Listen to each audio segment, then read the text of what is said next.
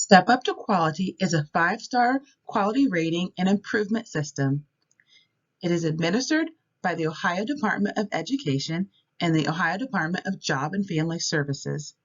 The system recognizes and promotes early care and education programs that meet quality program standards that exceed licensing, health, and safety regulations.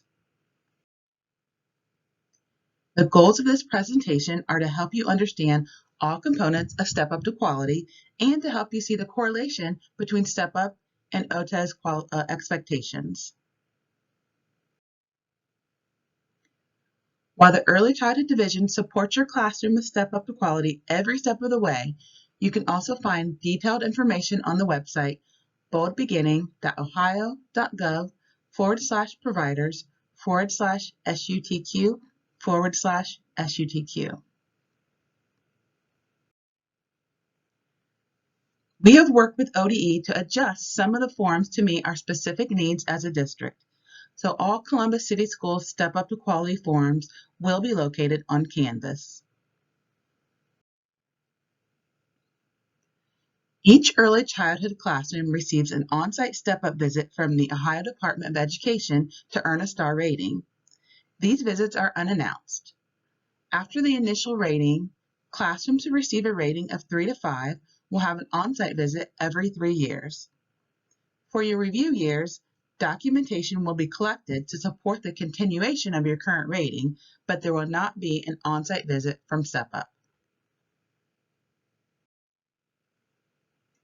The Step Up to Quality checklist is a tool you will need to reprint each school year and use to make sure you are on track with Step Up requirements. It is also what your ECE building coordinator will use when visiting your classroom to support you with the process. The checklist includes all Step Up to Quality subdomains to the left of the page. With exception to the curriculum and planning and screening and assessment components, all items listed should be filed into your Step Up to Quality notebook. Your Step Up notebook is a binder that is organized into each subdomain, and we will provide this to you. On the far right, you will see the columns labeled as Review or Update prior to on-site visit.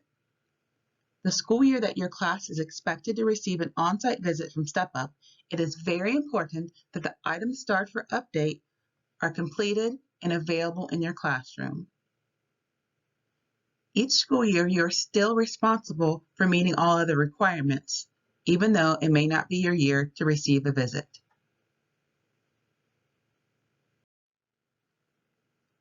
To the bottom of the checklist, you will see the requirements that do not need to be filed into your Step Up binder, but should instead be organized into your lesson plan binder, data binder, and student portfolios.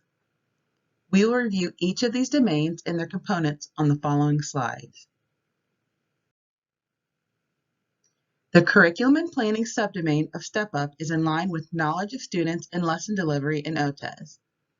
You need to have a copy of Ohio's Early Learning and Development Standards available in your classroom, which is used for lesson planning.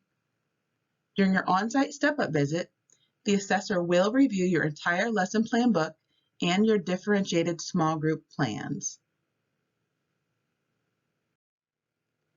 The Child Screening and Assessment subdomain of Step Up is in line with the assessment of student learning in OTES.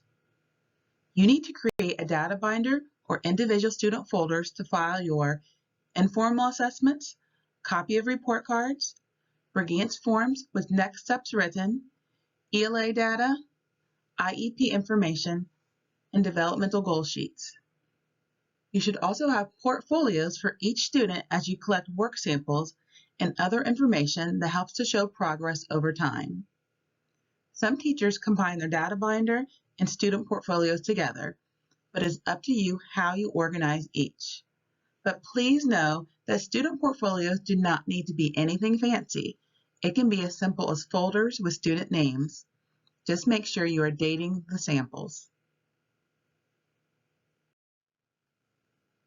The Interaction and Environment subdomain for Step Up is in line with Classroom Environment and OTES.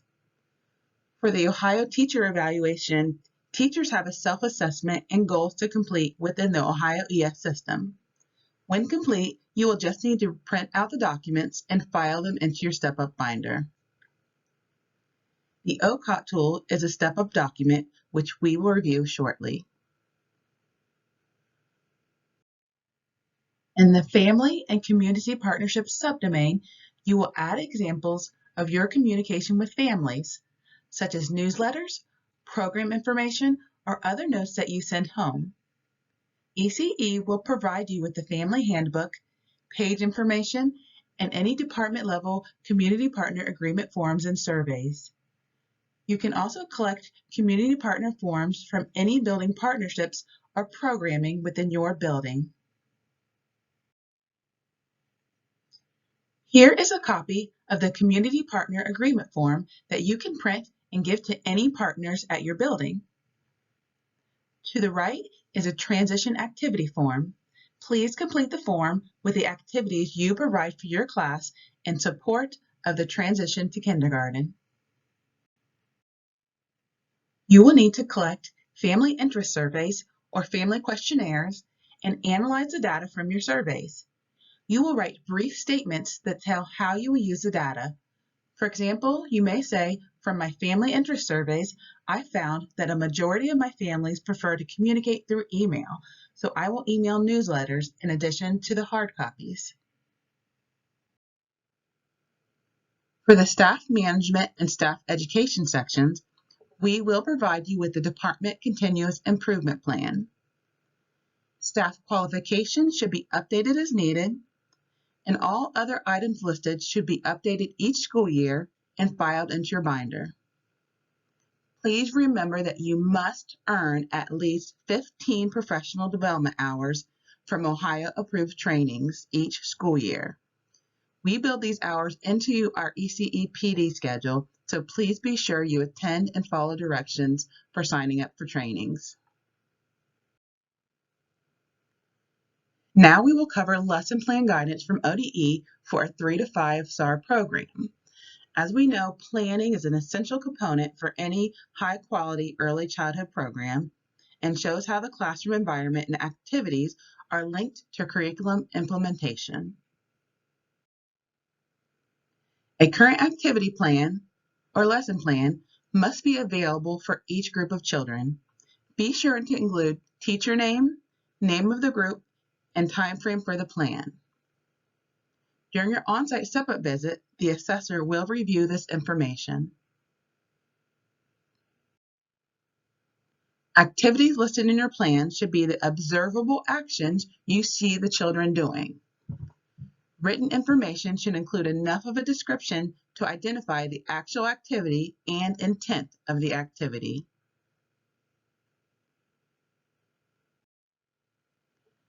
There should be evidence in the classroom that matches activities on your lesson plans. At the same time, remember that the plan is a working document and it should allow for flexibility, especially since we know students are truly the ones guiding your plan. It is okay to cross out and write in changes or add post-it notes to your plans. If there's something you didn't get to in your day, just cross it out and rewrite it on another day if appropriate. All of this shows responsive teaching. Lesson plans should provide activities that are developmentally appropriate and demonstrate how activities meet the needs of children in your class. You should use information collected from families, observations, and interests of the children to inform lessons. And as we know, understanding where each child is developmentally and learning their motivations helps with engagement and in turn results in better learning outcomes. The activities you plan in your lesson should be in line with Ohio's early learning and development standards. The standards listed in the lesson plan should be directly related to the current activities being implemented. Coding should be used to show alignment with a key to indicate the code used.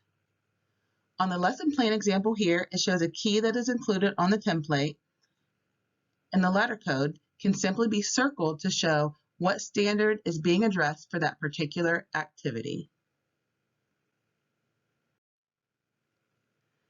These last three areas really go hand in hand.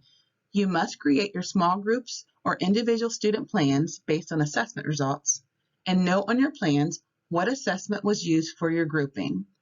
For example, you could write groups created based on Fall-Brugance results. On your group plans, you could use student initials, names, or numbers for grouping. You should show adjustments for groupings of children based on developmental level and assessment information throughout the school year. Best practice is to use the activity plan as a working document and note what changes need made based on those assessment results. Now let's take a look at the OCOT, which stands for Ohio Classroom Observation Tool. It is used to measure the quality of both the classroom environment and staff-child interactions. The tool contains 7 elements, 4 assessing an environment and 3 assessing interactions. The OCOT will be used to observe a sample of classrooms during your on-site verification visit from Step Up. Programs must obtain a MET in order to meet the requirements of the program standard. Your classroom team should complete an OCOT for your classroom to ensure that you are meeting expectations. Here you will see the first page of the OCOT. Again, this is what the Step Up assessor will use during the observation portion of your visit. Notice the O and I column. O is for observed. If the assessor does not observe that particular element during their visit, he or she may ask you a question about it, which is what the I indicates for interview.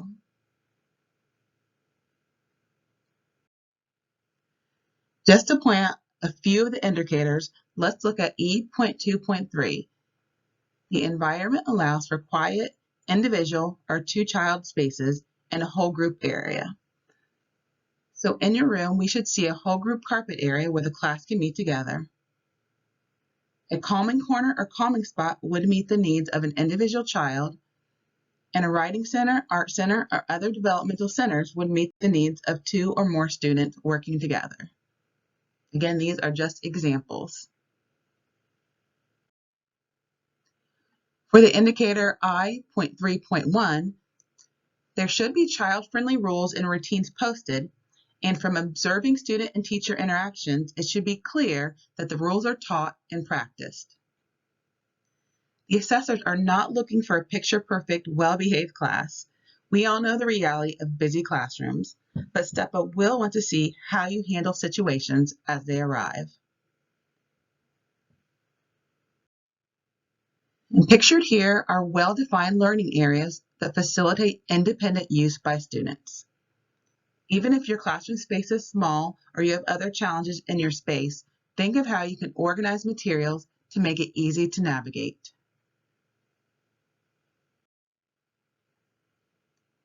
Be sure to complete an OCOT for your classroom to make sure you're meeting the requirements. And for your 30-minute on-site observation, the Step Up assessor will complete an OCOT as part of your scoring. When your Step Up assessor arrives for your visit, you will need to give them your Step Up binder, lesson plan book with small group plans included, data binder, and student portfolios. At the end of your visit, ask the assessor what your recommended rating will be. If it's not a 5, you can ask what is missing. Also, take a deep breath. You did it. You all do amazing work. You show it every day. This process may feel overwhelming at times, but it does help to document that great work.